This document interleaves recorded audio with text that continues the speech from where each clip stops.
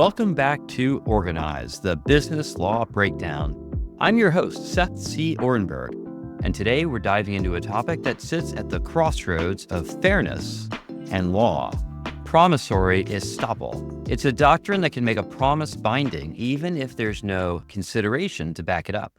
So, how does reliance on a promise make it enforceable? Think about this. You quit your job because someone promised to pay for you to go back to school. Then they suddenly back out. What can you do? Is that promise worth anything? Even if there was no formal contract, do you have any rights? Today, we're exploring how the law can step in when you've relied on a promise to your detriment, even if it wasn't part of a traditional contract. In our last episode, we talked about consideration, the legal glue that binds most contracts. But what happens when there's no exchange of value, where there's no consideration? That's where promissory estoppel may come in. Promissory estoppel is an equitable remedy that ensures promises are enforced when someone reasonably relies on them, even if there's no formal bargained for exchange. Today, we'll explore the doctrine of promissory estoppel, the key elements that make it enforceable, and how courts decide when reliance on a promise creates a binding obligation. We'll also break down landmark cases like Ricketts v. Scothorn and Conrad v. Fields to show how the law steps in to protect those who take action based on a promise. Before we get into the details, let's highlight three key takeaways you'll learn from today's episode. You'll learn how promissory estoppel can enforce a promise even without traditional consideration, as long as the promise induces reasonable reliance. We'll explore how reliance, rather than an exchange of value, can sometimes justify enforcing a promise in the interest of fairness and preventing injustice. And we'll discuss the limitations of promissory estoppel, examining when and where this doctrine applies in contract law. So if you've ever found yourself relying on a promise that hasn't been backed up by a formal contract, stick around. We're about to break down the power of reliance and how it can turn a simple promise into a legal obligation. Now that we've set the stage, let's dive into what makes a promise enforceable under promissory estoppel. Normally, a promise isn't enforceable without consideration, some kind of bargain for exchange. But promissory estoppel is the exception. It steps in when someone relies on a promise to their detriment, even when there's no formal contract. Promissory estoppel has three key elements. First, there must be a clear and definite promise. It is promissory estoppel after all, and that promise can't be vague or uncertain. It needs to be something the person relying on it can reasonably act on, something that could be measured, something that is tangible or could be made tangible through a manifestation. Second, the promisee must rely on that promise in a way that's reasonable and foreseeable. In other words, it must be something the promisor knew or should have known the promisee would rely on and do, as opposed to doing something totally out of the box.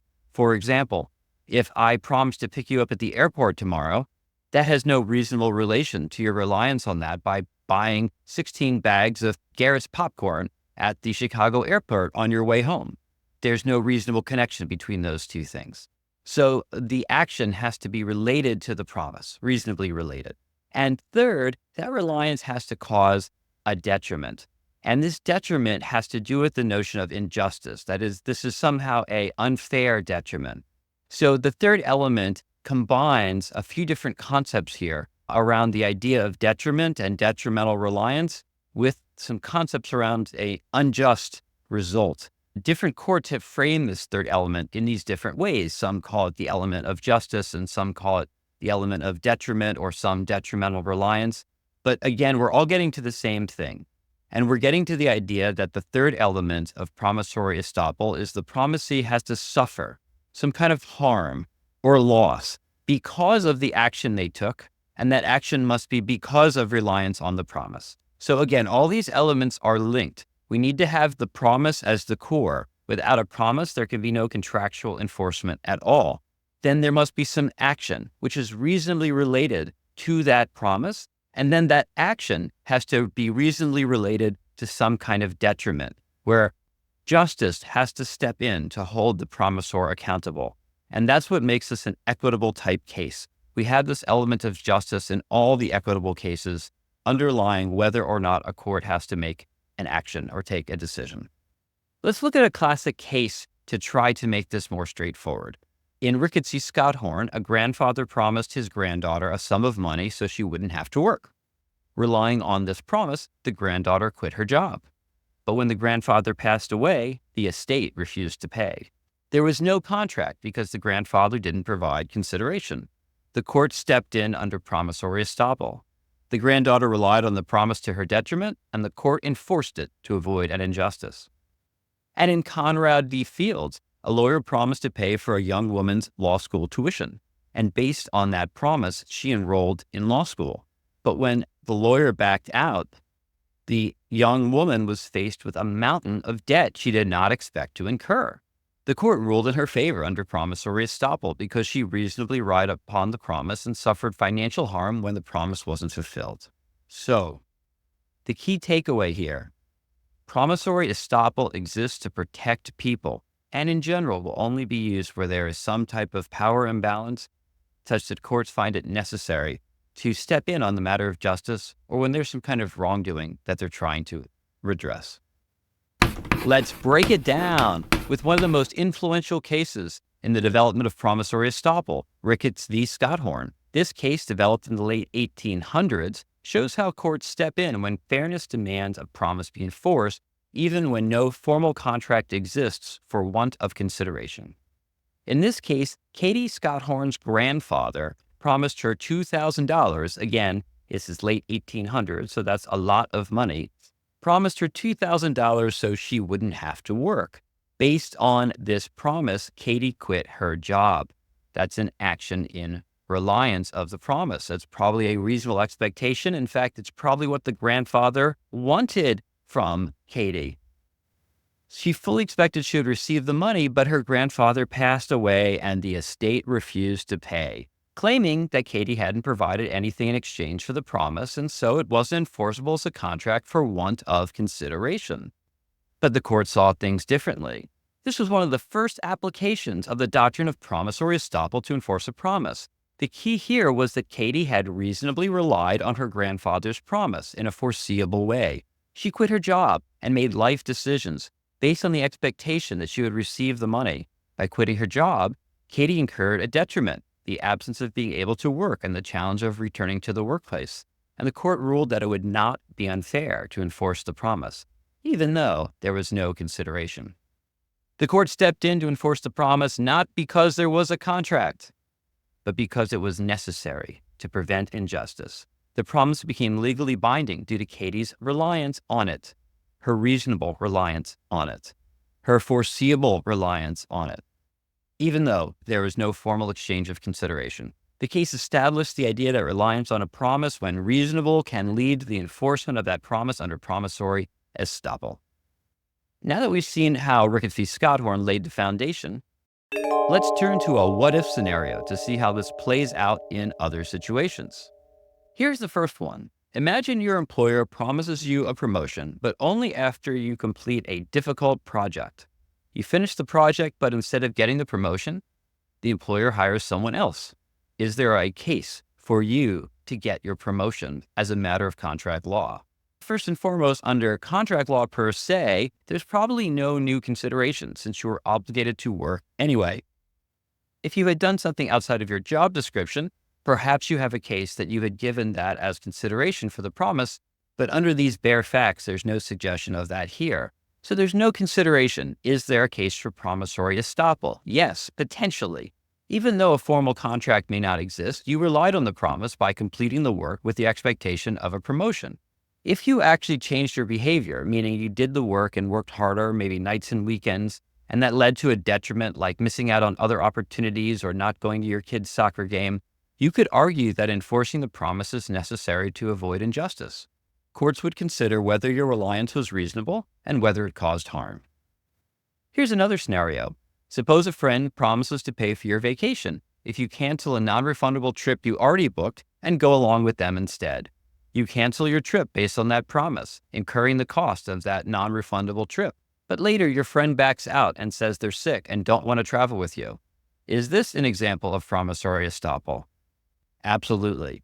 You relied on your friend's promise and you took a reasonable action in response, and then you suffered a financial loss by canceling your trip. Although there wasn't a technical contract, your reliance on the promise was reasonable and it caused you harm. A court could step in under promissory estoppel to enforce the promise and ensure you're compensated for your loss. Of course, we would want more facts to see if justice required this result. For example, if the friend is relatively meager in means and you're Katy Perry, who just finished a $14 million concert deal, likely the court will not grant Katy Perry the compensation here.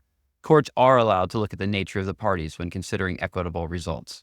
On the other hand, in your normal case, if someone caused you to lose a couple $1,000s for your vacation by promising you something that they did that ended up being unfulfilled, you likely have a case.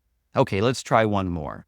What if a charitable organization promises to donate funds for a new building and the charity starts construction based on the promise? Before the charity receives the funds, the donor dies and the estate refuses to pay. Can the charity claim promissory estoppel? Yes, charity could likely argue for promissory estoppel. They relied on the promise of the donation to start the construction. That reliance is reasonable and foreseeable, and they faced financial harm due to the withdrawal of the offer, up to and including loss of the other funds they committed to the project. The court could step in to enforce the promise if that prevents an injustice. These scenarios highlight the key role of reliance in promissory estoppel. If someone reasonably relies on a promise and suffers harm as a result, the promise could be enforced, even without a formal contract. Now let's break it down again with a more modern case that applies the principle of promissory estoppel, Conrad v. Fields. This case deals with a promise that seemed simple but had major financial consequences when the promisor failed to follow through. In this case, Conrad was a young woman who dreamed of becoming a lawyer, but she didn't have the funds to attend law school. A family friend, Fields, a notable philanthropist and wealthy person, stepped in and promised to pay her law school tuition. Relying on that promise, Conrad quit her job and enrolled in law school. But after the first year, Fields withdrew his promise, leaving Conrad with a mountain of student loan debt.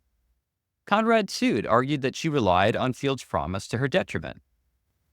Fields defended on the basis that the promise had no consideration. Fields was not getting anything in return. He had only offered her a conditional gift. He was willing to give her money for going to law school. He didn't want her to go to law school, but rather going to law school was the condition for tuition payments to law school. Of course, there was no contract at law, but the court agreed with Conrad and found in favor of her claim for promissory estoppel. They found Conrad's reliance was reasonable and foreseeable based on Fields' promise. Conrad made life-altering decisions, quitting her job and enrolling in law school that would be expected for getting money from Fields. And she incurred a detriment, the mountain of debt. Now, Fields counter-argued that she did not incur a detriment because now she had a law degree. But this is not the bargain that she wanted. If she had wanted law school in exchange for debt, she could have done that on her own. She wanted law school for no debt, and that's what she would have gotten under Fields' promise. The court enforced the promise and found it would have been unjust not to enforce the promise in this case. Again, think about the characters here. Maybe there was a power imbalance. Maybe there are other reasons. This is an equitable decision, so courts don't have to grant it, but they did here. The takeaway from this case is promissory estoppel doesn't just apply to small informal promises. Here, it applied to a high-stakes situation where someone's promise leads to serious financial harm. Courts can step in and do step in to prevent injustice where the promisee's reliance is reasonable, foreseeable, and detrimental. Now that we've broken down Conrad v. Fields, let's shift gears and see how reliance on a promise shows up in pop culture. You've probably seen this before in TV shows or movies. One character makes a promise that leads another to drastically change their life, only to have the rug pulled out from under them.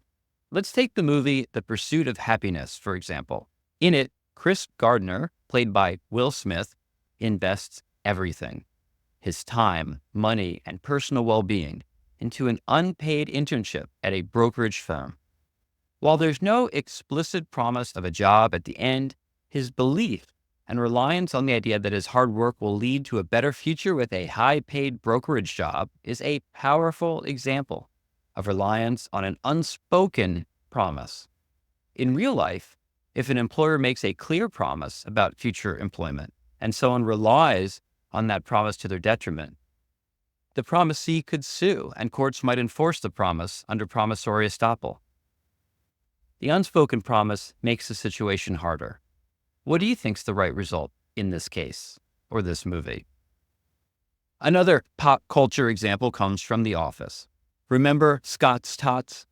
Michael Scott makes a promise to a group of kids, telling them he'll pay for their college education if they graduate. Of course, years later, when the kids are ready for college, Michael doesn't have the funds to follow through. While the situation plays out as a comedy, in real life, if those kids had reasonably relied on Michael's promise and made decisions based on that expectation, they could have argued for promissory estoppel. On the other hand, this is a situation that kind of looks like a conditional gift. The condition of paying for college is graduating high school because you can't go to college without a high school degree. And the kids may have graduated high school anyway. However, if Michael's promise was substantial inducement for them to continue in high school at the expense of something else, like leaving at age 16 in 10th grade and going to become a motorcycle repairman in some lucrative profession, that might be a basis for promissory estoppel. We'd need a few more facts and circumstances here. By the way, if you watch the episode, you ready to cringe? It's really cringeworthy. Whether in films like The Pursuit of Happiness or TV comedies like The Office, the idea of relying on promises shows up everywhere. Promissory estoppel is the legal tool that steps in when those promises, no matter how informal, lead to real consequences. Let's recap what we've covered today.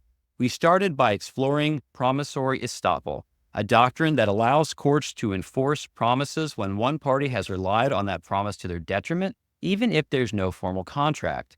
In our Break It Down segment, we looked at Ricketts v. Scothorn, where a granddaughter relied on her grandfather's promise of money and quit her job, leading the court to enforce the promise under promissory estoppel. We also explored Conrad v. Fields, where a young woman was promised tuition for law school, but when the promisor backed out, the court stepped in to prevent her from bearing the full financial burden alone. The key takeaway is that promissory estoppel protects those who rely on promises in a way that causes them harm, even without a formal contract, if the reliance is reasonable, foreseeable, and results in a detriment. Courts can enforce the promise to ensure fairness or to prevent an injustice. Have you ever relied on a promise that wasn't backed by a contract? Or have you found yourself in a situation where someone else relied on a promise you made and didn't intend to be bound by? I'd love to hear your stories, questions, or thoughts. Share them with me, and who knows, you might hear your experience discussed in a future episode. Don't forget to subscribe, leave a review, and share this podcast with anyone who's interested in learning more about business law. In our next episode, we'll dive into another type of promise that's enforceable without consideration under the doctrine of promissory restitution. That's all for today's episode of Organize, the Business Law Breakdown. I'm Seth C. Ortenberg, and I thank you for tuning in and exploring the doctrine of promissory estoppel and detrimental reliance with me today. I hope you found it informative and helpful, and remember, until next time, keep your agreements strong and your arguments stronger.